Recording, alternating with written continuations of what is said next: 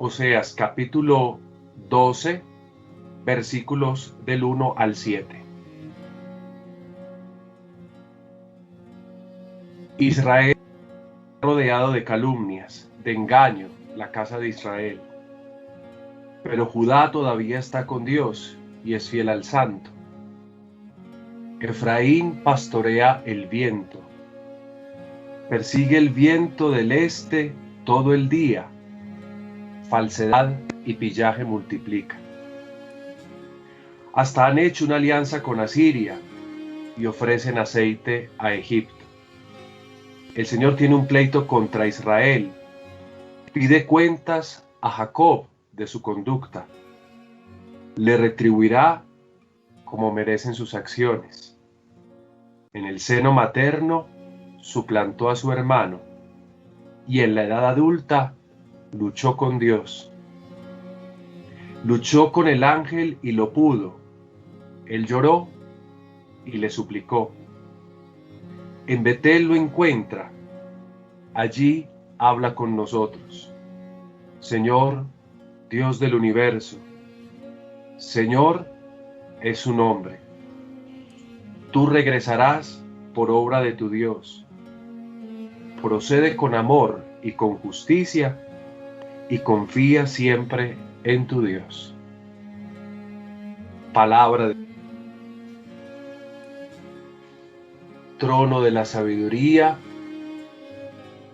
Espíritu Santo, ilumínanos y santifícanos. En el nombre del Padre, del Hijo y del Espíritu Santo.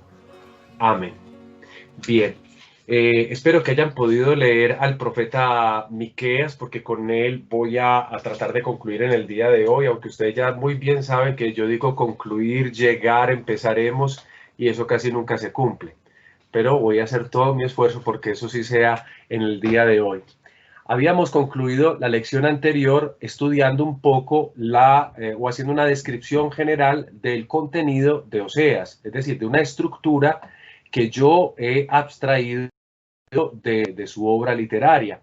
Una estructura que la dividí en dos partes, un bloque narrativo y un bloque poético, pues enfatizando también, haciéndole recordar que esas son dos divisiones genéricas, porque como podrán ver ustedes en la lectura de sus Biblias y en la manera en que vienen editadas, las partes narrativas son un poco más, aunque en extensión son mínimas.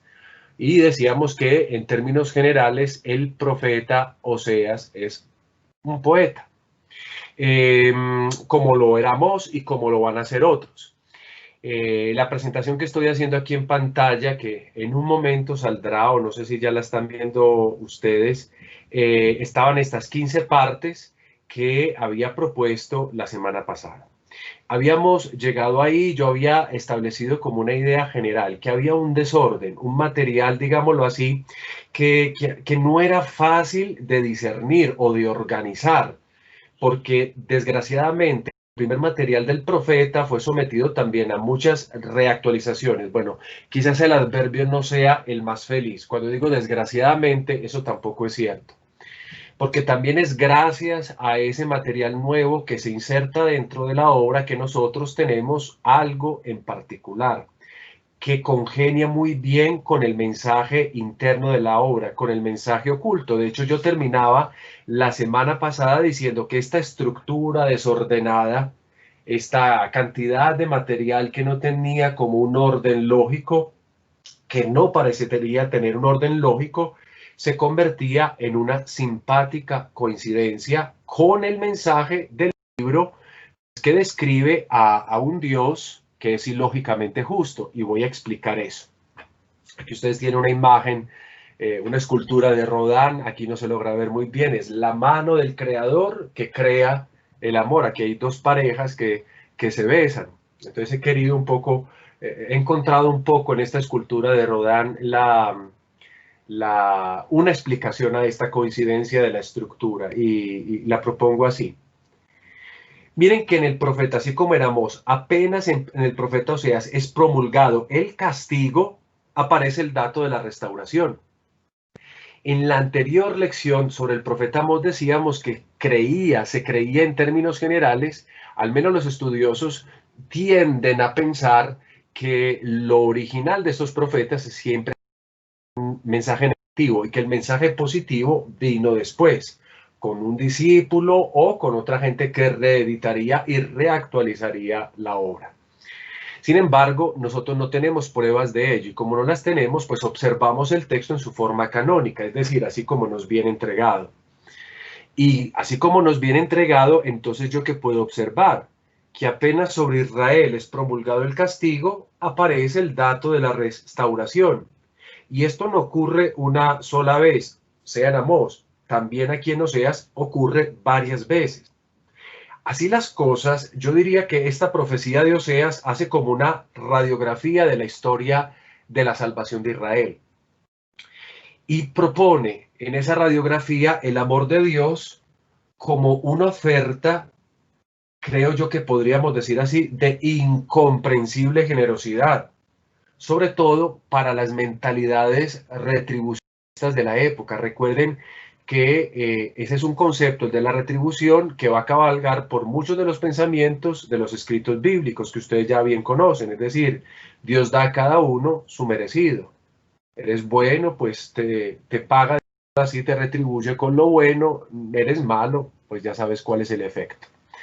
Entonces, la profecía que nosotros tenemos hace brillar un elemento que me parece supera en años incluso hasta el mismo Job. Si pensamos y creemos como muchos de los pensadores actuales que Job escribió su obra en el siglo IV antes de Cristo y decimos que esta obra más o menos es construida en el siglo VIII y un poco tiempo después en las diferentes reactualizaciones, pues así como la tenemos la obra, pues prácticamente que es una obra sui generis. Sui generis. ¿Por qué? Propone el amor de Dios como una oferta de incomprensible generosidad para las mentalidades, como acabo de decir, retribucionistas de la época.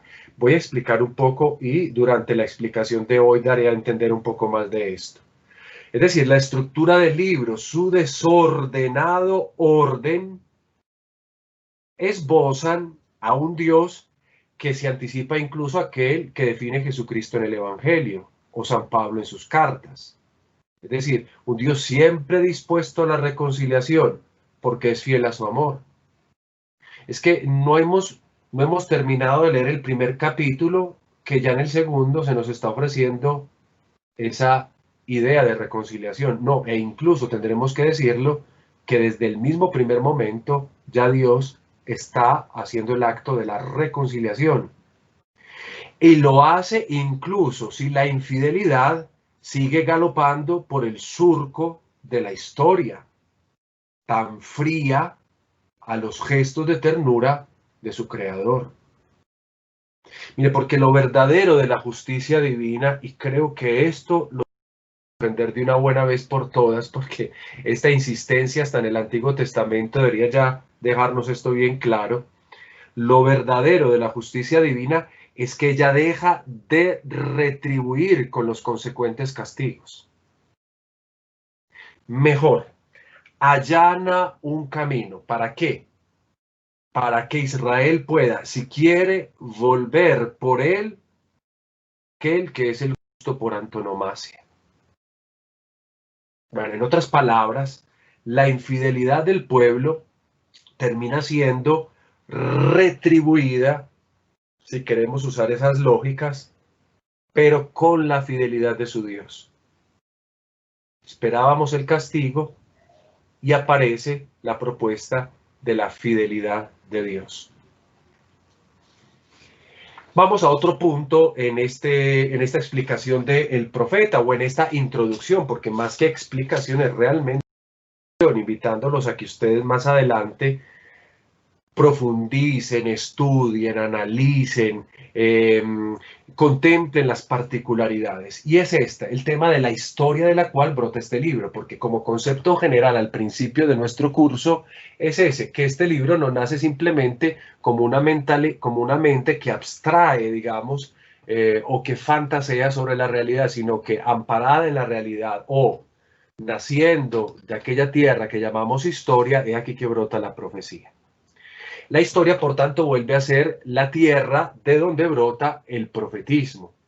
porque este libro inicia ubicándonos a nosotros en un periodo preciso. No nos lo dice, pero mientras habla de unos reyes que reinaron mientras Oseas predicaba, nos está a nosotros indicando un periodo que podríamos, recuerden que la cuestión de las fechas aquí es casi que cabalística, a veces podríamos acercarnos diciendo que se refiere a ese periodo más o menos entre el año 750 hasta el año 721, es decir, hasta cuando Asiria está en las puertas de Samaria para arremeter contra él. 750-721.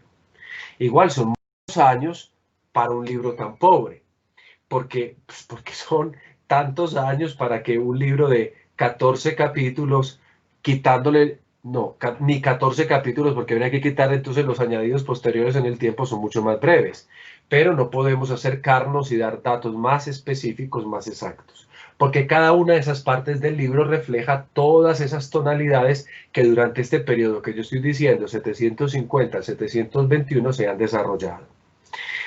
A la sociedad de este tiempo, a la sociedad de Oseas, al pueblo de estos años, se dirigen las denuncias del profeta que ustedes y yo hemos leído. Entonces vamos a continuar con el mismo ámbito histórico de Amós, al menos en su progresión cronológica. Jeroboam es el emblema de una sociedad que para crecer económicamente deviene paradójicamente injusta. Es el mismo esquema de los tiempos odiernos. Pero miren, la profecía de Oseas, que también va a observar eso que ha observado Amós, va a reservar mejor un lugar especial, enfocándose más en uno de los efectos desencadenantes de ese, digámoslo así, de ese contexto virulento de ser sociedad de extremos, es decir, muy rica y muy pobre. Y eso que se está reservando para darle como un tratamiento bien especial, para volverlo reflexión teológica, es aquello que nosotros llamamos la infidelidad del pueblo a su Dios, que ha asumido incluso un nombre, una categoría o una forma, la idolatría. Ese es el tema con el que tenemos que vernos y con el que se tiene que ver el profeta Oseas. ¿Por qué? Pero vamos a tratar de entender ese término idolatría. A ver, ¿qué llevó a esto? ¿Qué llevó a esto? A ver, lo que no dice el texto de Oseas, porque hay que mirar también lo que no dice para comprender lo que dice. Lo que no dice el profeta Oseas es que al afirmar que su profecía duró lo mismo que 4 reyes en Judá, o 4 reinados de Judá, eso lo encontramos en el primer versículo del profeta Oseas, como ya lo habíamos anticipado porque esto ya lo había mencionado, es decir, los 4 reyes hasta el rey Ezequías, que sería el último en el periodo de Oseas. Y recuerden que Ezequías habría iniciado su gobierno más o menos en el año 716. O sea, recuerden,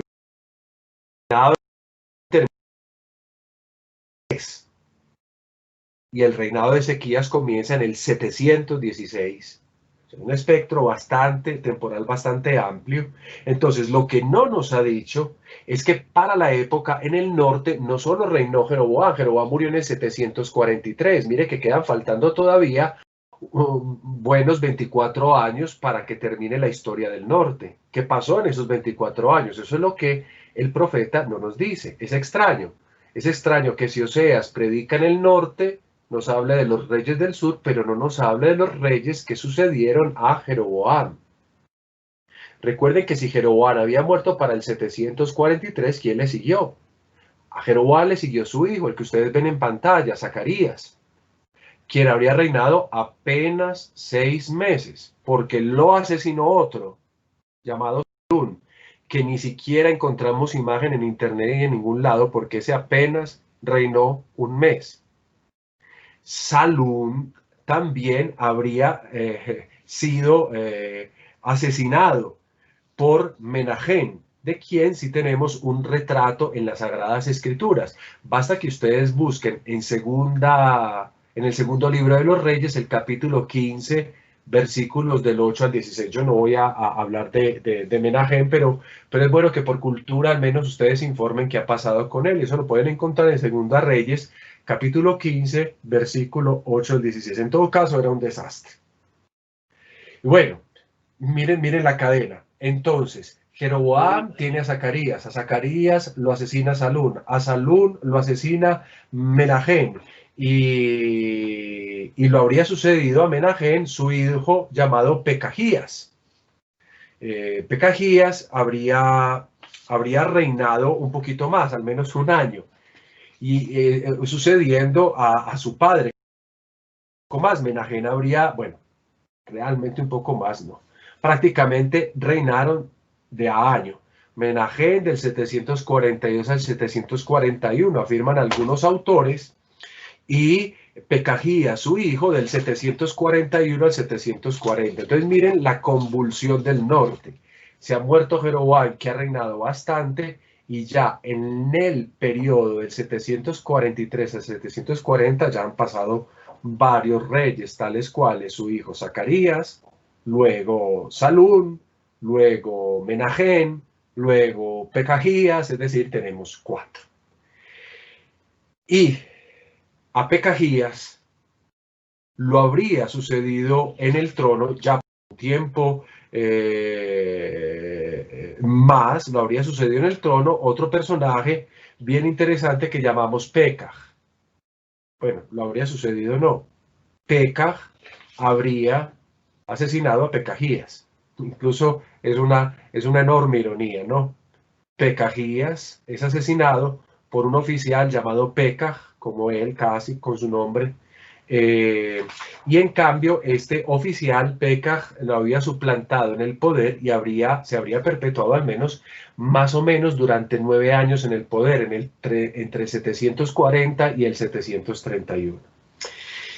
Y me detengo en Pekah porque ustedes ya saben de él, o si no saben de él, al menos se acordarán cuando yo diga lo que voy a decir. ¿Alguno sabe qué pasa con Pekah? ¿Alguno sabe de este hombre? ¿Por qué es importante para nuestra historia, sobre todo del mundo bíblico?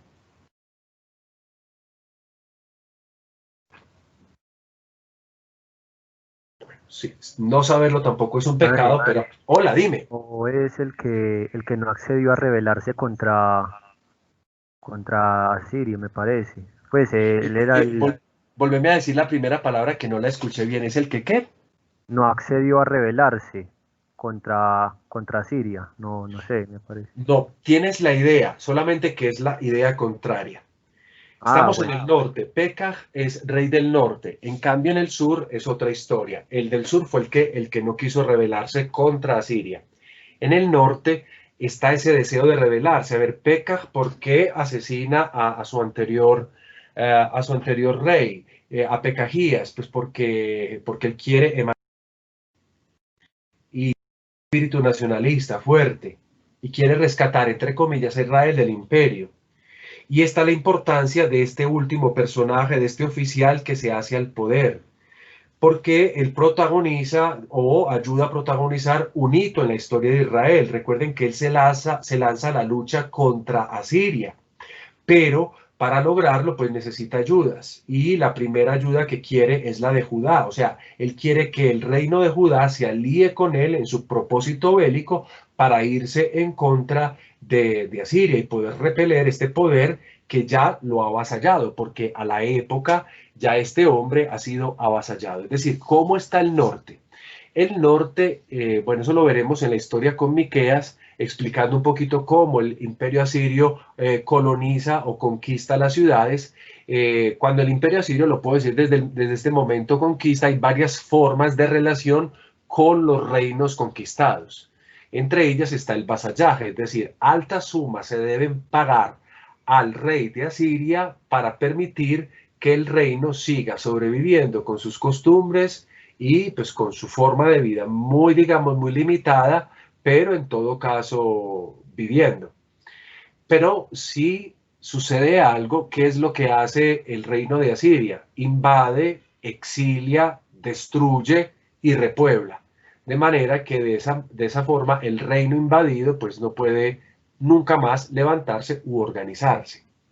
Y de hecho nombra a Siria un nuevo regente, que se congracia obviamente con el imperio asirio.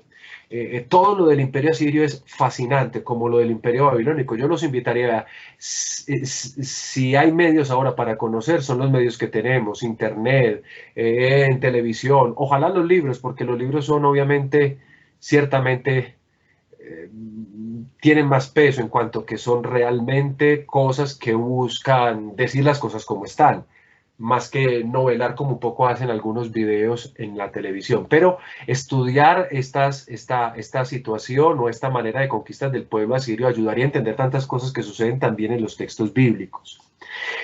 ¿Qué le pasa a Pekah? A Pekah le pasa que el rey del sur pues dice, no, yo no voy contra Siria. ¿Y qué hace Pekah? Se alía con un rey, perdón, con un reino con el cual pues Israel siempre ha tenido problemas. Estamos hablando de Damasco, el reino de Siria.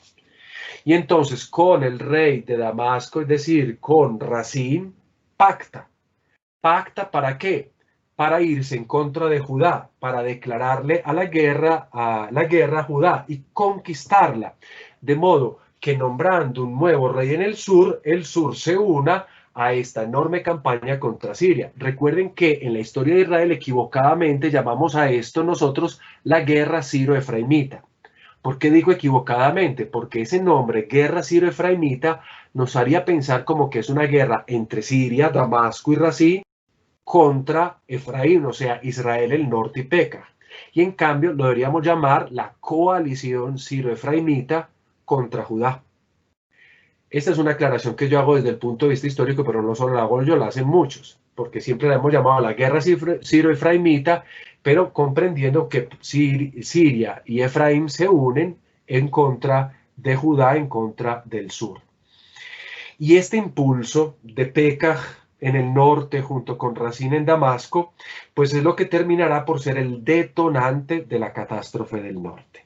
Porque ¿qué hará Asiria? Asiria irá en ayuda de Judá. ¿Y qué va a hacer Asiria? Arrasará con Damasco y arrasará con Israel, causando la primera deportación.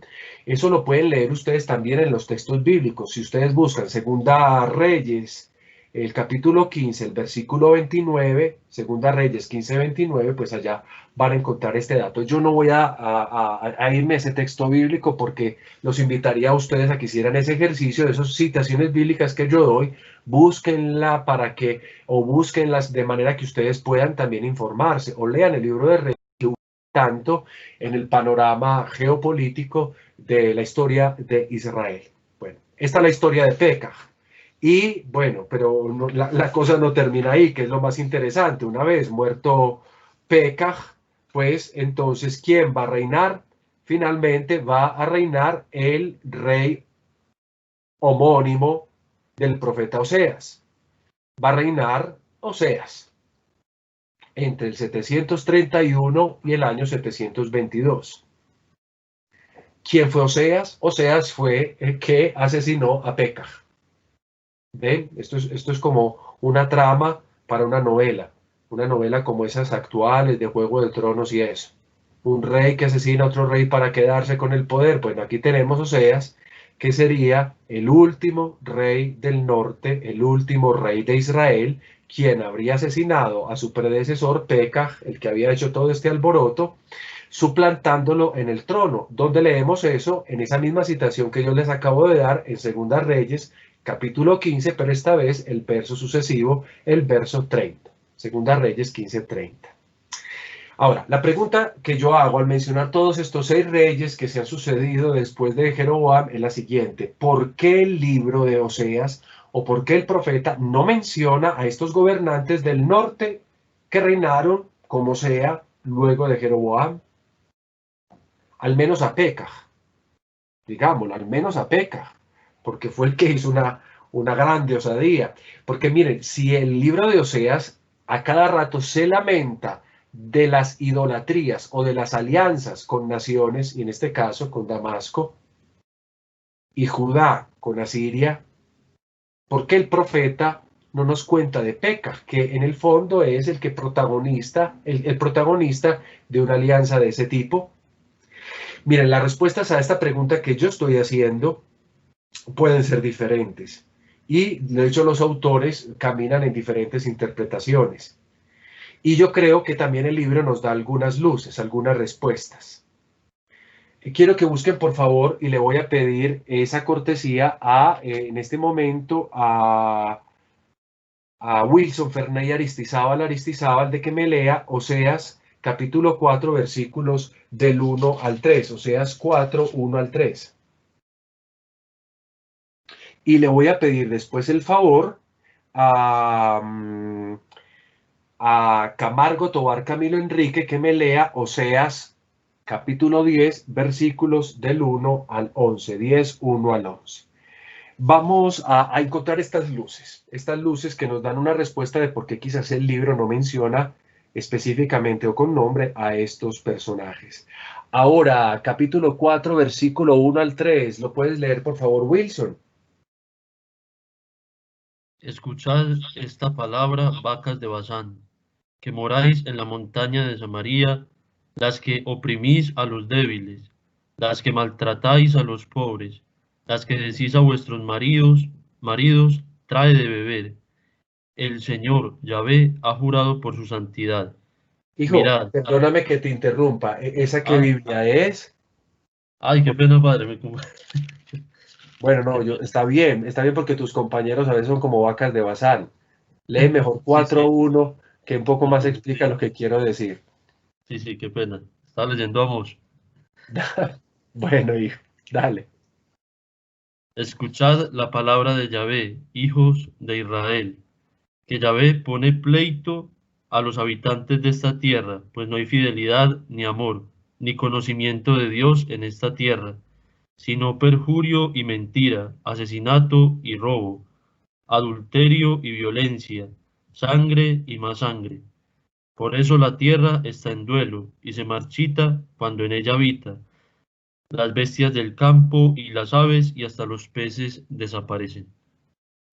Miren acá. Aquí ha sido denunciado por el profeta el elemento de los asesinatos.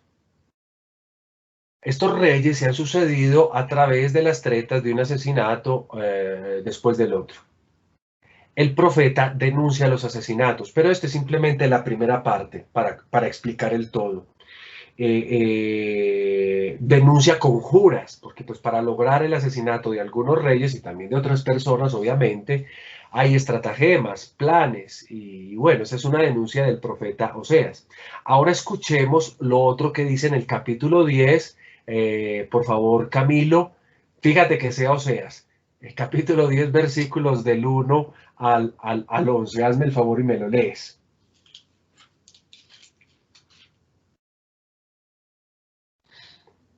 Camilo se encuentra. Bueno, si no está Camilo, ¿algún otro que me ayude, por favor, con ese texto? Padre, yo le colaboro. Hágale, pues. Israel era vid frondosa, acumulaba frutos, cuanto más frutos producía, más multiplicaba los altares. Cuanto mejor era su tierra, mejores estelas construía. Su corazón está dividido, pero ahora lo van a pagar. Él romperá sus altares, demolerá sus estelas. Entonces dirán, no tenemos rey, porque no hemos temido a Yahvé. El rey, ¿qué nos podrá hacer? Pronuncian palabras, juramentos falsos, pactan alianzas, y el juicio brota y florece como hierba venenosa en los surcos del campo. Tiemblan por el becerro de Bet-Aven los habitantes de Samaria. Sí, su pueblo hace duelo por él, sus sacerdotes se agitan por él, por su gloria, ya que ha sido deportado. Él también será llevado a Asiria como ofrenda para el gran rey. Efraín soportará el sonrojo, e Israel se avergonzará de su plan. Se acabó Samaria, su rey es como espuma flotando sobre el agua. Serán destruidos, demolidos, los altosanos de Bet-Aven. el pecado de Israel. Cardos y zarzas cubrirán sus altares. Entonces dirán a los montes, aplastadnos, y a las colinas, caed sobre nosotros. Dejemos hasta Israel, ahí. Qué pena. Gracias, Uriel. Camilo tiene problemas con el micrófono, me acaba de escribir. Dejemos hasta ahí. Yo pienso que la idea se puede comprender. Miren que esto que estamos escuchando acá, que es uno de los oráculos del profeta, hablan de una realidad variada. ¿Cuál es la realidad? Describen los hechos que se desataron a propósito en el tiempo en que reinaron tanto Pekah como Oseas, estos últimos dos reyes. Y lo describen con lujo de detalles, pero por ejemplo los altosanos son elementos que empezaban a existir ya desde hace mucho tiempo, mucho antes incluso de Jeroboam II. ¿A qué va este texto? Este texto está haciendo una pregunta interesante. ¿El rey realmente es rey? Miren cómo por ejemplo, dice el versículo 3, entonces dirán, no tenemos rey. Quizás Oseas, en el fondo, eso es lo que está queriendo decir al no aceptar poner en las listas, digámoslo así, de su escrito el hecho de que los que vinieron después de Jeroboam sean realmente reyes en el norte. Y aunque Jeroboam no era santo tampoco de la devoción, lo interesante es otra cosa que nos podemos preguntar nosotros. ¿Solo reconocía el profeta Oseas a Jeroboam II como último rey de Israel? ¿O haciendo de esta forma estaría culpando a Jeroboam II del desastre del norte? Yo los invito a que volvamos atrás nuevamente, es decir, en la historia, a que un poco entendamos el panorama geopolítico del mundo antes de llegar específicamente al de Israel, para que comprendamos qué pasa con esta sola mención de Jeroboam II. Recuerden ustedes que la expansión comercial y cívica que había propuesto Jeroboam II se vería amenazada con el paso de los años por esa sombra creciente y muy amenazante del imperio asirio. Yo me atrevería a decir que mucho más violento que los imperios posteriores. La muerte de Jeroboam II, ¿qué es lo que hace?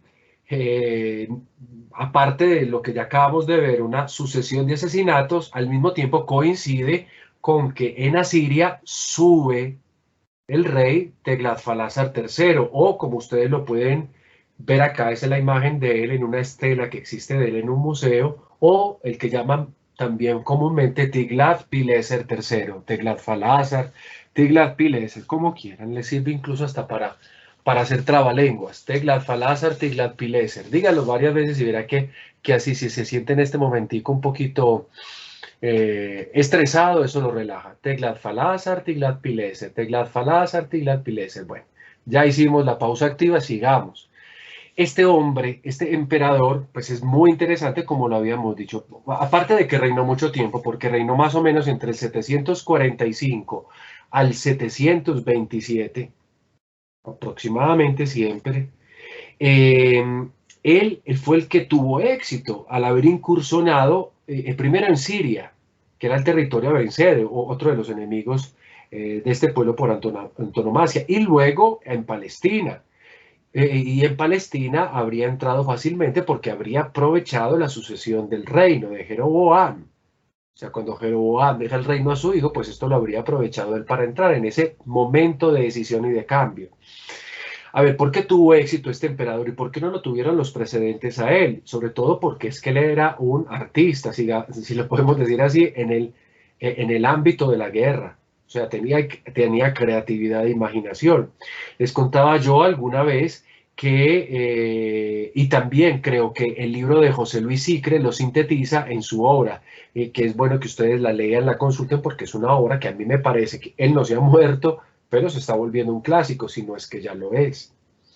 En esa introducción, él también lo dice, que hace este Tiglat-Pileser o Tiglat-Falásar III, revoluciona la forma de hacer guerra. Por ejemplo, él sustituye las ruedas de 6 radios de los carros y las convierte en ruedas con 8 radios. ¿Esto qué hace? Esto ayuda a la velocidad y sobre todo las hace más resistentes a la hora del combate, no se quiebran tan fácilmente. mientras van rodando. Además emplea caballos de repuestos, de manera que los cansados, los que no, pues obviamente sustituyen a los cansados. Este tipo de cosas, como también, por ejemplo, darle a sus guerreros una mejor manera de protegerse a través de corazas, de botas. No sé exactamente, pero creo que este sea de los primeros reinos que utilizan las botas para la guerra. Ese tipo de cosas, por ejemplo, revolucionan el modo de hacer guerra. Y entonces esto es lo que hace que el imperio asirio pues coja, sobre todo en su reinado tan largo de todos estos años. La muerte de Jeroboam II entonces estuvo sucedida por esas luchas de poder que yo he mencionado anteriormente, que contemplaban estos asesinatos y estos golpes de Estado. Y entre la muerte de Jeroboam II y la caída de Israel en el 722 y 720, ya les he dicho que gobernaron 6 reyes, y el último de los cuales, Oseas, que acabamos de hablar de él, era un rey pro-asirio. O sea, el norte se pudo mantener mientras Oseas mató a Pekah, Oseas el rey mató a Pekah, se manifestó pro-asirio. De esa manera Asiria no siguió haciendo lo que les iba a hacer, o sea, los iba a derrotar completamente, los avasalló más, obviamente. Pero ¿qué le pasó a Oseas? A Oseas le entró el bicho también de la rebelión cuando murió este rey Tiglat-Falásar o Tiglat-Pileser III. A la muerte de este rey, Oseas el rey también se rebela y se une a los enemigos de Asiria. ¿Y qué es lo que hace? El primer gesto es dejar de ser vasallo, es decir, deja de pagar tributos al reino de Asiria. Le va mal, obviamente, porque nosotros ya sabemos el resto de la historia, ustedes ya la han estudiado en Israel. Lo que no calculaba el rey Oseas es que su reino estaba a punto de ceder ante la fuerza de un rey no tan, pero no menos fuerte que el anterior, que Tiglat-Pileser. Hablo de Salmanasar V, que estaba al mando pues, de un imperio fortalecido en los años y que terminó por apresar a Oseas luego de un largo y penoso asedio que este planteó en Samaria.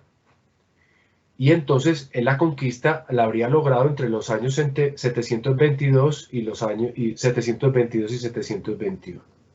¿Qué pasa en ese entonces? La población es exiliada, el territorio, como yo antes lo explicaba, y como efecto lógico, Israel desapareció. Yo creo que esta panorámica ayuda a comprender esas constantes alusiones que encontramos nosotros en todo el libro. El profeta solo reconoce a Jeroboam II y denuncia que como pecado, además de los pecados de Jeroboam II, esté el hecho de que Israel se nombre reyes y tener en cuenta a Dios, que es una acción que tiene consecuencias fatales, como lo acabamos de ver aquí en la historia, porque hasta Oseas le rinde vasallaje a Siria, pero después a los enemigos. ¿Esto qué quiere decir? Esto quiere decir que teniendo un modelo como Jeroboam II de rey, bastaría para que Israel se convirtiera. Pero Israel no se convierte, y en cambio, dice el texto bíblico, se nombra reyes, no teniendo en cuenta a su Dios. Si ustedes leen, sí, Freddy. No entendí muy bien esa última parte. Jeroboam es un modelo si es injusto o oprime. Sí, pero no lo tomes como modelo positivo, sino como modelo de lo negativo. No, si de pronto digamos un paradigma de lo malo. Ya tienen ese modelo de lo malo y aún así se siguen nombrando reyes y reyes que pues siguen haciendo sus propias estratagemas. Esa es la idea.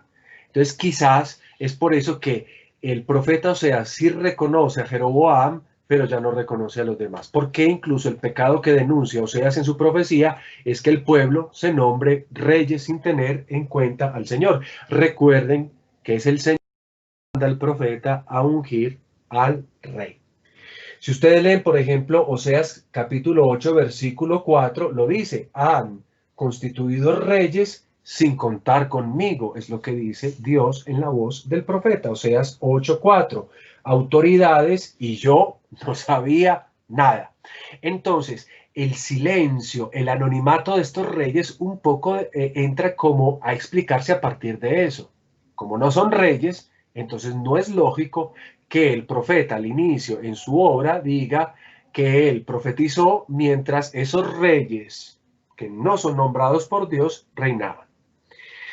Y además, por ejemplo, en el capítulo 10, versículo 3, ustedes van a encontrar algo como eso. Entonces dirán, no tememos rey, porque no tuvimos temor del Señor. Esa es la realidad. Esa es la justificación o la reflexión teológica que explica las situaciones que ellos están viviendo. El pasaje que estoy nombrando, el de Oseas 8:4, ustedes lo pueden ver aquí en pantalla. Se suma a esta circunstancia la apreciación clara de dos partidos al interior de Israel que pujaban por el poder. Ustedes lo pueden leer acá en el texto. Los partidistas del imperio asirio, es decir, los que querían unirse al imperio, y los militares nacionalistas que más que nadie confiaban en su propio ejército y buscaban aliarse con Egipto, que es el enemigo por antonomasia de Asiria. El problema es que entre el peso de este martillo asirio y entre el peso del otro martillo que es Egipto, en la mitad el corredor llamado Palestina. Entonces ellos están en medio de la guerra. Entonces los del Ejército Nacional pretenden aliarse con Egipto y entonces vemos nosotros al interior de Israel esa doble puja, esos dos partidos que terminaron por debilitar el reino en su generalidad. Pues porque estas lealtades a diversos pueblos, ¿qué ocasionaron? Ocasionaron, por ejemplo, la elevación de los impuestos. ¿Qué ocasionaron además? Si elevamos los impuestos, pues los ricos tienen que sobrevivir de algo, pues los ricos empobrecen a los pobres, más. Y esto es lo que nosotros denominamos o lo que vemos en el profeta como la corrupción de los líderes, que anhelaban cargos, buscando obviamente aumentar su poder. Y Oseas alude numerosamente a este uso de alianzas con el norte, con el sur, con Egipto, con Asiria, y que son las alianzas que componen la escena bíblica o histórica de su profetismo. Vamos a hacer un ejercicio veloz. Le voy a pedir el favor para que vamos a leer estos textos bíblicos. David Castro Londoño me lee el capítulo 5, verso 13. 5:13. Andrés Felipe Giraldo me lee capítulo 7, versículos 8 y 11. 7, 8 y 11. Sebastián González me lee por favor el capítulo 8, versículos 9 al 10, 8, 9 al 10. Hincapié Aguirre Alexander me lee el capítulo 9, verso 3. Julio Duque, por favor, que me lea el capítulo 11, verso 5, 11:5. Y finalmente, Diego Alejandro Olmedo, que me lea el capítulo 12, verso 2. Vamos a leer estos textos para que entendamos cómo esa idea de las alianzas sí está muy indicada dentro del profeta. Por favor, comencemos entonces con David, Oseas 5:13. Efraín ha visto su dolencia y Judá su llaga. Efraín entonces ha acudido a Asiria. Judá envía mensajeros al gran rey, pero éste no podrá sanaros ni curar vuestra llaga. Bravo. Ahora leamos 7, 8, 11, Andrés Felipe. Efraín se mezcla con los pueblos. Efraín es un pastel mal cocido. Extranjeros le han comido su vigor y él, sin enterarse, ya tiene los cabellos entre canos, y él, sin enterarse, su arrogancia acusa a Israel. Pero ellos no vuelven al Señor su Dios, a pesar de todo no lo buscan. Efraín es ingenua paloma atolondrada, pide ayuda a Egipto, acuden a Asiria. Bien, miren que aquí en esas hay como dos menciones, como que Israel es una cosa y como que Efraín es otra. Efraín acude a Egipto mientras que Israel acude a Siria. Esa es, en la teoría de muchos autores, la tensión bipartidista. Entonces, cuando Oseas habla de Israel y de Efraín, pareciera que no está hablando de lo mismo, sino de la realidad de estos dos partidos. Sebastián, por favor, el capítulo 9, verso 3. 9, verso 3. Ese fue el que te tocó, ¿no? No, y no había tocado el 8, me Ah, parece que versículo. qué pena, dale el 8, 9, 10. Eso. Porque ha subido a Asiria, Efraín, ese onagro solitario, a comprarse amores. Pues aunque los compre en medio de las naciones, yo voy a reunirlos ahora, y pronto tendrán que soportar la carga del rey de príncipes. Muy bien, ahora le damos el 9.3, Alexander, creo que era Alexander. Ya no habitarán en la tierra de Yahvé. Efraín volverá a Egipto, y en Asiria tendrá que comer alimentos impuros. Muy bien. El 11.5, por favor, Julio. Pues volverá al país de Egipto, y Asur será su rey, porque se han negado a convertirse. Muy bien. Y el 12.2, por favor, lo lees, Olmedo. Efraín se apacienta de viento, va detrás del viento del este todo el día, multiplica la mentira y la violencia, hace alianza con Asiria, envía aceite a Egipto. Bueno, miren que nos queda muy claro a nosotros que realmente lo que sucede dentro, al interior de esta escena del profeta Oseas es eso. Las numerosas alianzas que el pueblo de la alianza hace con otros pueblos. Y que son alianzas o pactos que sustituyen en definitiva al único verdadero, al único necesario que había constituido a Israel como pueblo de Dios. Ese es la gravedad de todas. Es decir, esto es lo más grave. ¿Por qué? Porque Israel ataca lo que la hace ser, la alianza. Esas alianzas, digámoslo así, todas esas alianzas que se nos han descrito acá, rebosaron la medida de la paciencia divina. En boca del profeta son denunciadas bajo la categoría idolatría. En la imagen que ustedes ven en pantalla, pues aparece el becerro de oro. Por tanto, nosotros no podemos entender más la idolatría solamente como un fenómeno religioso en cuanto que aceptaban y verificaban la celebración de cultos por fuera del propio, sino que la idolatría es algo más. Y esto es lo que yo quisiera definir a partir del siguiente punto, del siguiente numeral con el cual termino la presentación de este profeta. La denuncia y la teología. Voy a concluir entonces hablando un poquito de eso de la idolatría. ¿Qué es eso de la idolatría? Ahora, presento una imagen, la imagen de Astarte o de Asherah Astarte, recuerden que es la diosa de la fecundidad en el mundo cananeo. Está la Asherah en otra parte del mundo bíblico y bueno, y está por ejemplo Ishtar en el mundo babilonio, siempre la imagen de esta diosa de la fecundidad. Entonces, la propongo por lo que voy a decir a continuación. En esta tierra de alianzas muy interesadas, el pueblo tuvo que aceptar no justas imposiciones económicas, sino también las costumbres extranjeras, las religiones importadas, e incursiona a conveniencia en la idolatría. Esto último consistía en esposar, por ejemplo, los cultos baálicos de la naturaleza, de la fertilidad, la adulteración, por ejemplo, del monoteísmo, la prostitución sagrada, aunque esto último, pues muchos autores lo discuten de que si ha existido o no ha existido. Yo creo especialmente que si haya existido, hasta Grecia ha tenido la prostitución sagrada y en muchas culturas, incluso por fuera del Oriente cercano, se encuentran. En todo caso, volviendo al punto, la prostitución sagrada debajo de los árboles, todos esos elementos se reflejan en el tipo de lenguaje que esta obra, la de Oseas, nos presenta. Y son contrastados con el símbolo matrimonial, que en el profeta sucede como el desposorio de una prostituta y de una adúltera, para convertir eso en analogía de Israel y de Yahvé.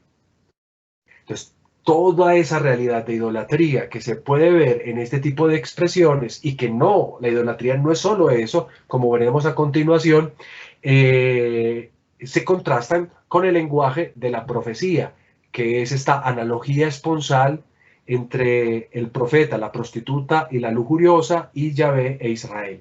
Entonces, desde este ámbito, la profecía de Oseas, ¿qué hace? Se desarrolla denunciando al pueblo conocido como de la alianza, pero que ha olvidado ese rasgo principal, ese rasgo obligante, con compromisos, porque una alianza genera compromisos de vida. Y al olvidar eso, pues está olvidando lo que lo hace ser parte de una historia, porque Israel es pueblo por la alianza en el desierto. Pero la idolatría denunciada, queridos muchachos, tiene connotaciones todavía más amplias. No consistió solo en practicar la fe en el culto religioso cananeo. Veíamos a la diosa Astarte, que es a la diosa ante la cual pues, se viven los eventos de la prostitución sagrada y de la fecundidad. La idolatría consiste especialmente en creer que toda posibilidad de futuro ya no depende de Dios, sino de los pactos con los pueblos extranjeros. O sea, vamos a sobrevivir o pactando con Egipto o pactando con Asiria. Entonces, esto es una manera de idolatría, porque se olvidan de que habían llegado a ser el pueblo por el Señor que los había sacado de Egipto. Aquí tienen ustedes la pintura de las pinturas famosas de este autor Marc Chagall, que tiene muchas pinturas acerca de los eventos judíos de las Sagradas Escrituras. Aquí tenemos, por ejemplo, el paso del Mar Rojo, tenemos la impresionante experiencia de Moisés, que pastoreando se encuentra con la zarza ardiente, el fenómeno, la teofanía de Dios. Ese es el evento que Israel ha olvidado. Ellos son pueblo por algo. Ellos fueron sacados de Egipto. Ellos fueron liberados. En este punto yo quiero volver a traer a José Luis Sicre, que es el que nos ambienta al profeta Miqueas, que dice lo siguiente: esta búsqueda de solución fuera de Dios representa para Oseas una nueva forma de idolatría, que la llamaremos la política. En una época de grandes convulsiones, cuando israelitas y judíos buscan la salvación en las alianzas con Egipto y Asiria, las grandes potencias militares del momento que pueden proporcionar caballos, carros y soldados. Miren lo que dice: entonces Asiria y Egipto dejan de ser realidades terrenas. A los ojos de Israel aparecen como nuevos dioses capaces de salvar. Esta es la idolatría denunciada por el profeta. Entonces, en esta línea, la teología de Oseas está absolutamente asida al tema de la alianza. O sea, ese es el evento inspirador. Y todos los pecados, incluyendo los de las injusticias sociales, pues van a expresar ese estado de ruptura con la alianza, pues en los términos de la infidelidad. Y por eso es que hablamos de un matrimonio con una mujer que actúa infielmente, o porque es prostituta o porque es adúltera. Vean que todo en la obra converge para enfatizar en este aspecto, pero con una gravedad única. ¿Y cuál es esa gravedad única, queridos estudiantes? Oseas no está denunciando el mal de su época, sino todos los males de la infidelidad que desde la misma existencia del patriarca Jacob han acompañado al pueblo de la alianza. ¿Cómo lo pruebo yo? Yo inicié con una oración, leyendo el texto: Israel me ha rodeado de calumnias, pero Judá todavía está con Dios y es fiel al santo. Efraín pastorea el viento, persigue el viento. El Señor, dice el versículo 3 del capítulo 12, tiene un pleito contra Israel. Y cuando vamos bajando, nos encontramos el verso 4 que dice: en el seno materno Jacob suplantó a su hermano y en la edad adulta luchó con Dios. De esta manera el profeta trasciende el momento presente y nos dice que la problemática es perenne. Desde que se inició la historia con Israel, el mal de Israel ha sido su infidelidad, desde el mismo patriarca Jacob. Y esto acompañado al pueblo de la alianza. Esto, miren, esto explica que en el mismo texto nosotros a veces encontremos cómo el autor intercambia el nombre de Jacob en algunos momentos por Israel y de Israel por Jacob, que eso sucede pues en muchas partes de las Sagradas Escrituras, pero que aquí en Oseas se observa de manera un poquito como más intencionada, sugiriendo entonces que donde pecó el patriarca, también está pecando el Israel odierno, el de estos días. Una prueba de ello también está en los lugares geográficos que nosotros vimos la semana pasada, que ya dejaban de existir para la época de Oseas, que no existían en ese entonces. Y también una prueba la vemos en ciertos datos históricos que permiten comprobar lo apenas afirmado. Es decir, el profeta Oseas no denuncia el pecado del hoy, sino el pecado de siempre. En consecuencia, entonces, las denuncias de Oseas son como, en el mundo presente, la gota que ha derramado el vaso de la infidelidad. De un Israel atraído por las naciones extranjeras como si fueran amantes. Y la infidelidad, la define el libro, en 2 veces la define así, y la infidelidad sí, él la define como una especie de enfermedad que ha corroído a Israel y frente a la cual Dios se propone como cura. Ustedes pueden encontrar que Dios quiere curar a Israel, curarlo como si se tratase de una enfermedad en el capítulo 6, versículo 1, pero también al final en el capítulo 14. En este punto, digámoslo, sin temores ya entonces, en este punto de un Israel en relación con otras naciones, ante el naciente y amenazante imperio y en medio de convulsiones internas, entonces el profeta, ¿qué propone? Propone una comprensión inesperada de la teología de la alianza. Si alguno quiere saber cómo es la teología de la alianza, basta que se lea y que estudie un poco Éxodo capítulo 34, versículos del 10 al 26. Éxodo 34, del 10 al 26. Padre. Como usted, hola. Pero sí, bueno, no sé si lo que voy a decir es correcto, pero si uno se metiese en el papel de Israel, uno diría, sí, Yahvé nos liberó de Egipto, pero seguimos siendo oprimidos.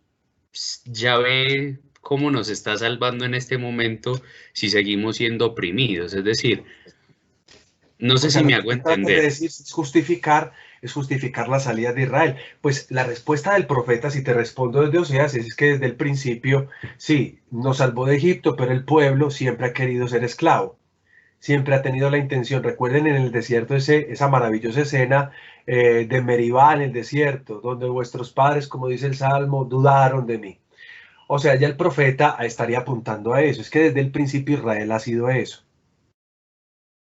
¿Qué es el pueblo? ¿Qué tendría que haber sido el pueblo? El pueblo, en términos generales, sociológicamente hablando, parecía que era un pueblo no monárquico. Era un pueblo más bien de tipo carismático, con líderes. Pero el pueblo pide un rey.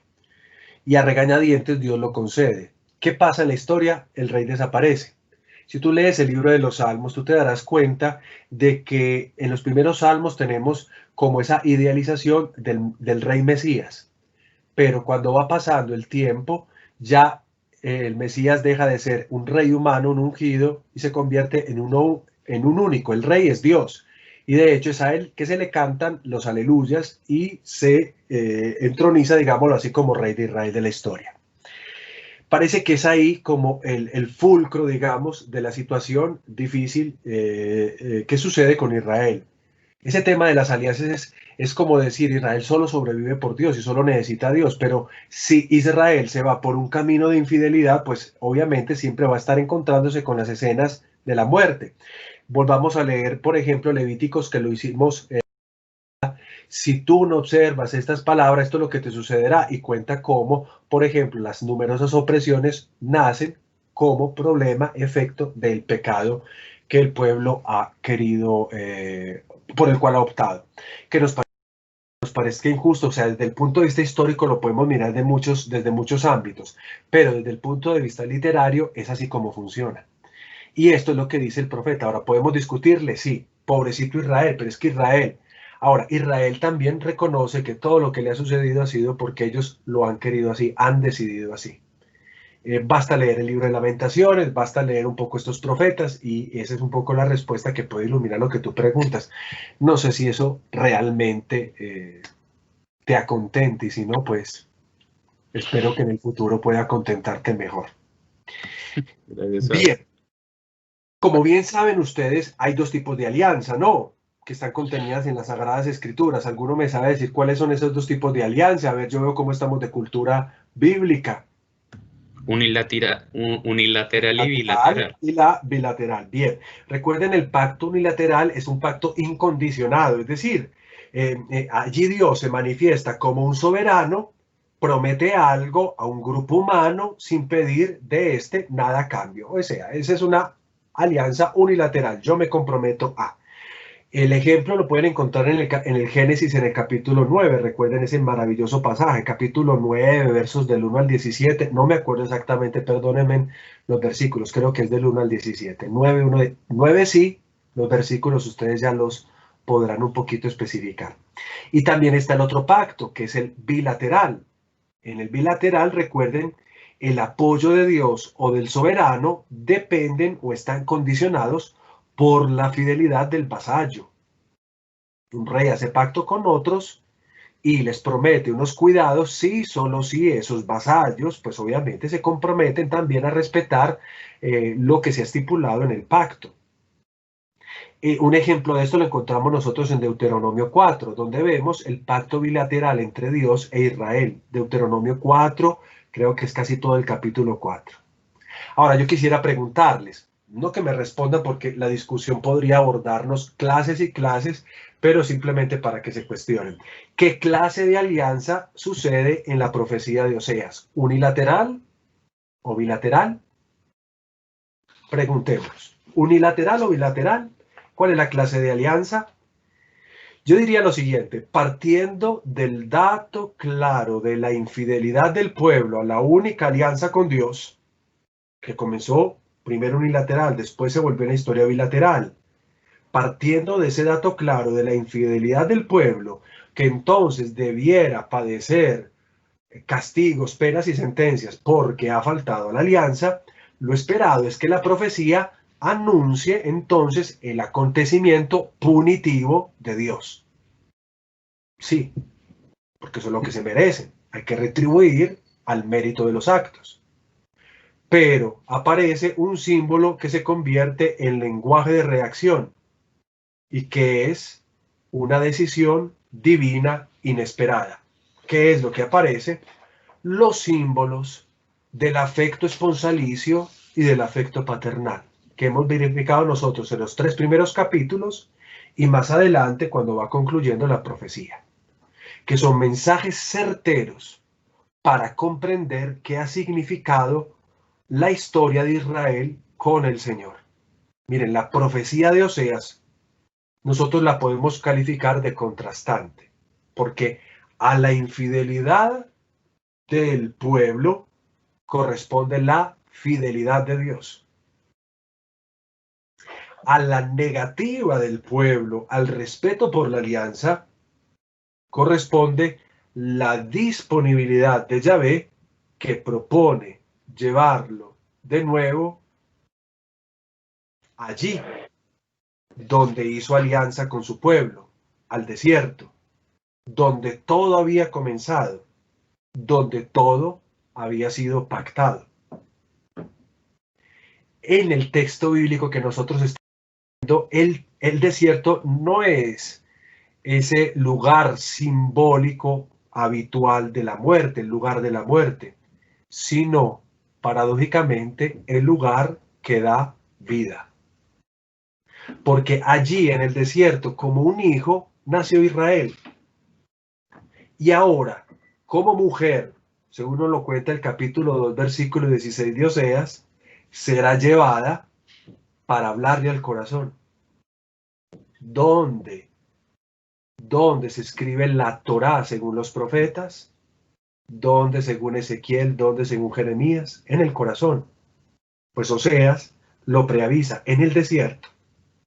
Entonces miren que la alianza se convierte en efecto en un acontecimiento dinámico. No es en el profeta Oseas ni unilateral ni bilateral. Es un acontecimiento dinámico entre la unilateralidad del amor. Dios promete el amor, no importa lo que seas tú. Y también la bilateralidad de las acciones justas, porque Israel debe ser justo. Y cuando por amor Israel abandone el camino del pecado, debe ser el amor el que lo haga justo. Ante esta panorámica, queridos muchachos, la teología de Oseas resulta muy impactante, porque fluctúa en orden diferente a lo que es esperado, a lo que esperamos normalmente. Porque nosotros esperamos que a la denuncia del pecado siga el llamado a la conversión, el reconocimiento de la culpa y el ulterior perdón. Ese es el orden que nosotros esperamos siempre. Y ese es el orden en que incluso imponemos en nuestra vida pastoral. Yo te denuncio el pecado, espero que te reconozcas, que te conviertas para darte el perdón. En cambio, en Oseas, el mecanismo está invertido. Esto no lo digo solo yo, lo dicen casi todos los estudiosos de esta obra.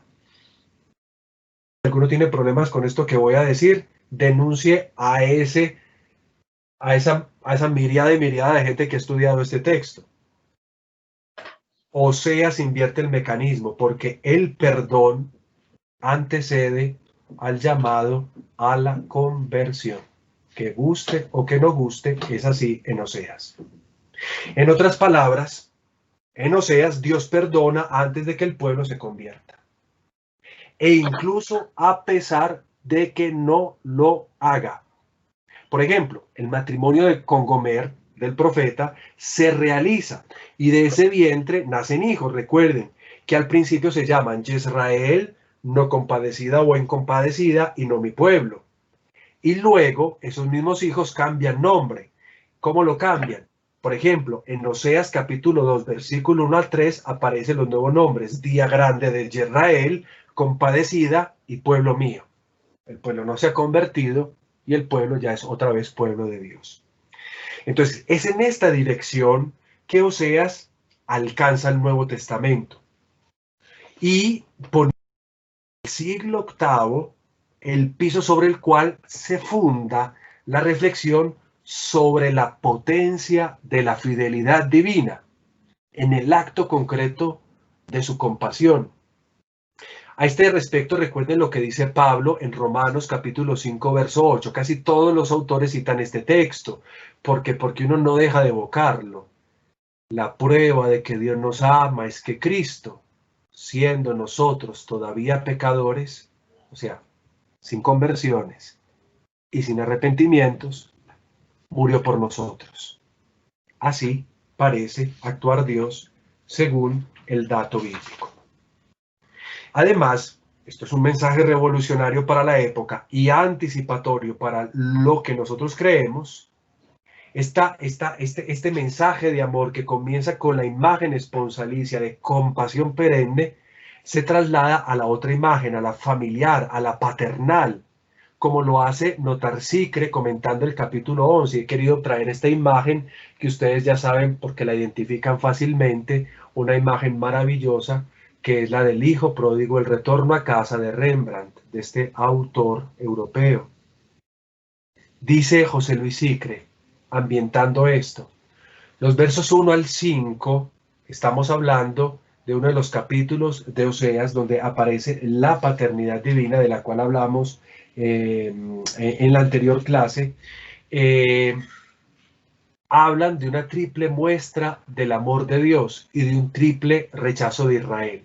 Esta es una cosa muy linda del texto que yo quiero hacerle notar a ustedes. Me dirán, ¿y por qué no traje al autor que había propuesto para leer a Oseas? No lo traje porque él se dedica al capítulo, sobre todo lo más interesante es el primer capítulo, y de este no dice tanto. Y como estoy en este discurso, pues entonces traigo a Sigre porque es un texto que, primero en español, segundo muy cercano a nosotros y tercero que ustedes lo pueden leer también. A ver si los animo a leer más allá de la Biblia, de lo que yo digo y otras obras. Los versos 1 a 5 hablan de una triple muestra del amor de Dios y de un triple rechazo de Israel. Dios como Padre ama, llama, enseña a andar, cura, atrae, se inclina para dar de comer. Israel, atención a lo contrastante, el hijo se aleja, no le comprende, no pone la confianza en su padre, sino en los amigos. Es el prototipo del hijo rebelde que según la ley debe morir. Pueden leer el Deuteronomio 21, 18-21. Ante la inminencia del castigo paterno, Israel pide auxilio a Baal, pero sin éxito. Y cuando parece que la situación es desesperada, Dios lucha consigo mismo y la misericordia vence a la cólera. En el fondo, la denuncia que había comenzado Amós se continúa en Oseas, con las claras diferencias de lenguaje y los énfasis en las reflexiones teológicas. Hay diferencias. El propósito de ambos profetas y de los que les van a suceder es el mismo, o sea, nosotros vamos a encontrar las mismas coordenadas en los profetas menores y también en los mayores. Pero en las categorías de Oseas puede resumirse en cuanto voy a decir. Para hacer que Israel vuelva a ser justo, esto ya es una cosa más mía que de otros, el pecador debe recibir lo que se merece. Experimentar lo que Dios es. Es decir, Dios es amor en el ropaje de la fidelidad. Para sacar a Israel del bucle de sus infidelidades, aparece Yahvé con un amor tan potente que la fidelidad supera a la misma traición y su poder. Y que la justicia supera al mismo castigo. De modo que incluso cuando Israel pueda desaparecer de la historia, porque lo hará como nación del norte, no dejará nunca de ser el pueblo de Yahvé y Dios, el esposo de Israel. Hasta aquí todo lo que quiero decirles del profeta Oseas. Voy a hacer la conexión inmediatamente con Miqueas, a través de un quinto punto que lo he dejado acá. Pero esto que yo voy a llamar el rib profético, lo explico a continuación, va a servirme de concatenación entre Amós, Oseas, Miqueas y el resto de profetas, muchos de los cuales no podemos ver en esta introducción a los 12 profetas menores. Pero esta es una clave de comprensión, un hilo conductor que quisiera que ustedes conocieran para que comprendieran el porqué de tantas cosas que incluso ustedes me han hecho ya como preguntas a lo largo de estas clases. El rib profético. Al concluir esta introducción entonces del profeta Oseas, yo creo que se puede avistar un aspecto muy importante del profetismo en Israel al inicio del siglo VIII. ¿Cuál es? Y creo que esto es lo que está describiendo tanto la profecía de Amós y Oseas que hemos visto y la de Miqueas que veremos. Que Dios vuelve a proponer a Israel el camino de la Torá, o lo que es lo mismo, el camino de la justicia. Y cada profeta, en este caso menor o menores, es una nueva alternativa que vuelve a poner en marcha este dinamismo de justicia. En términos generales, ¿cómo funciona? ¿Cuál es ese elemento que une a toda esta obra de los profetas menores? ¿Cómo Dios, en el ministerio de un profeta de estos, restablece el estado justo a quien es injusto? ¿Cómo lo hace? Entonces, menciono acá que en el año 1986 aparece una tesis doctoral publicada en el Instituto Bíblico de Roma de un autor llamado Pietro Bobati. Se llama Ristabilire la Justicia, restablecer la justicia. que fue citada por autores posteriores. El autor todavía vive, todavía enseña muy bien, con muchas luces. Ustedes lo pueden encontrar en internet hablando, etcétera, etcétera. Es citado por personajes como Luis Alonso Shekel, Bruno Acosta Curta y bueno, y personajes de otras latitudes. La obra en términos generales va a estudiar el campo semántico de la justicia y va a buscar establecer cuáles han sido los procedimientos jurídicos típicos que se desarrollaban en los tiempos bíblicos, pero también en los textos del Antiguo Testamento. O sea, en síntesis, según lo que leemos de esta obra, que es una obra larguita, aquí la tengo yo, creo que en la biblioteca del seminario se puede encontrar, está en italiano. El concepto de justicia no solo aparece de muchas maneras en la Biblia. Eso es lo que se desprende de lo que puedo yo pues, entresacar de esto, ya que hay mucho que se puede sacar, pero entre lo que puedo entresacar diría que el término justicia no solo aparece de muchas maneras en la Biblia, sino que además muchos de los textos están estructurados a la manera de procesos de orden jurídico, especialmente en el contexto profético, pero no solo allí.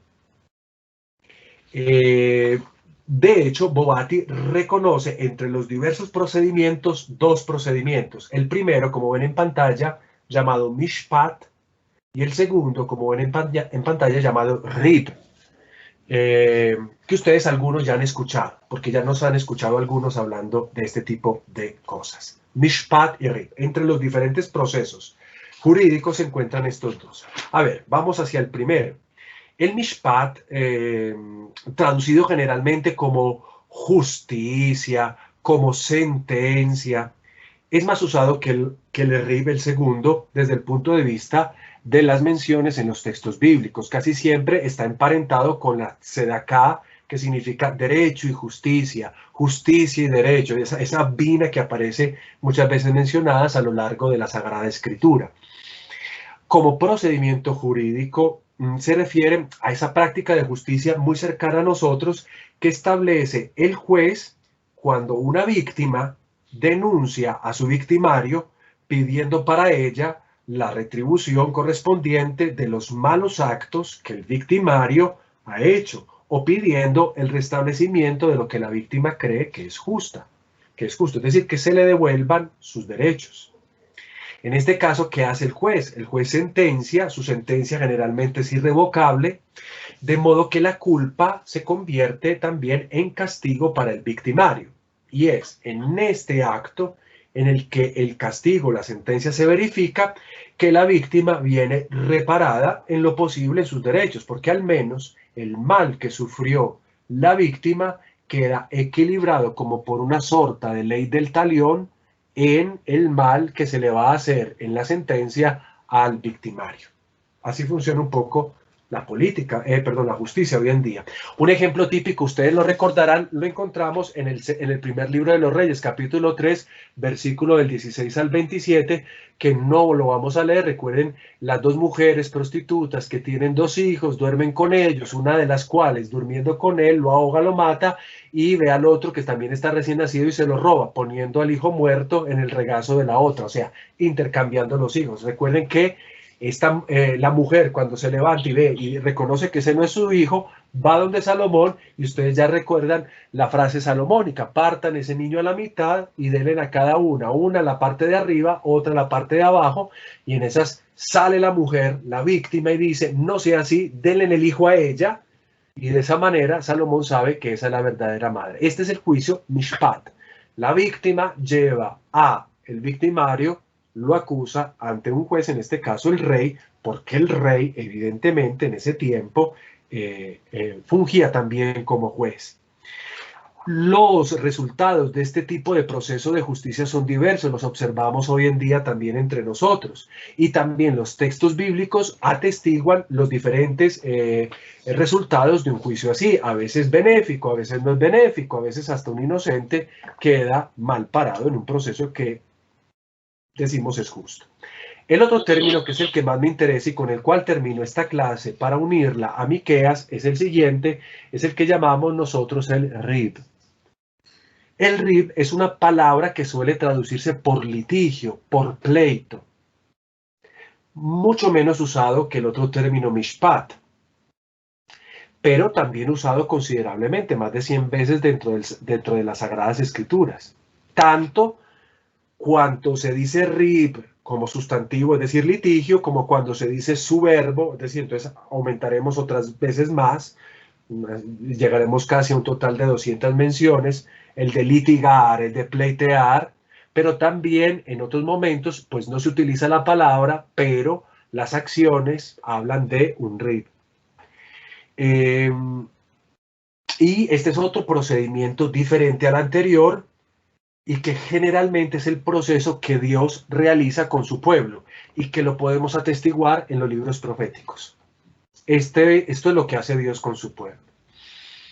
En esta forma de justicia, ¿qué pasa? El juez deja de intermediar entre la víctima y el victimario. Si se trata de un litigio, se trata de un asunto bilateral entre la víctima y el victimario. Entonces, el juez deja de intermediar para que la víctima o quien la pueda representar, porque de pronto la víctima murió o no está, alguien que la represente, hace las veces de juez, si se puede decir así. No es juez en propio sentido. O sea, él se asume el protagonismo de su propia justicia y confronta a su victimario, porque su victimario le ha transgredido en sus derechos, lo ha herido, lo ha hecho víctima. El ideal de la víctima es que el victimario cese en su afán injusto y que, reconociendo los errores que desgraciadamente han maltratado y han hecho de uno una víctima, este victimario vuelva a transitar por la justicia. Nosotros encontramos una frase muy simpática en Oseas. En Oseas capítulo 2, verso 4, ustedes pueden leer: pleitead con vuestra madre, pleitead. Se le dice a los hijos que acaba de tener el profeta. Pleitead con vuestra madre, pleitead. Ahí se utiliza la palabra, el verbo rib, que ella no es mi mujer, ni yo soy su marido, para que se quite de la cara sus prostituciones y sus adulterios de entre los pechos. Es decir, pleiteen con la victimaria que me ha hecho víctima, porque ella, la infiel, me ha hecho a mí eso, que yo no tengo una mujer fiel, y peleen con ella, pleiteen para que ella reconozca lo que ha hecho. Ese es el propósito, llevarlo al reconocimiento. En efecto, ese es el propósito del litigio, es decir, que el victimario cese en el mal a través de un proceso que puede implicar varios actos y cuyo fin no es la pena, no es la sentencia. Un ejemplo de esto ustedes lo van a encontrar en 2 Samuel, tanto el capítulo 11 como el capítulo 12, que resumo rápidamente para concluir esta clase, que ya estoy un poco más allá.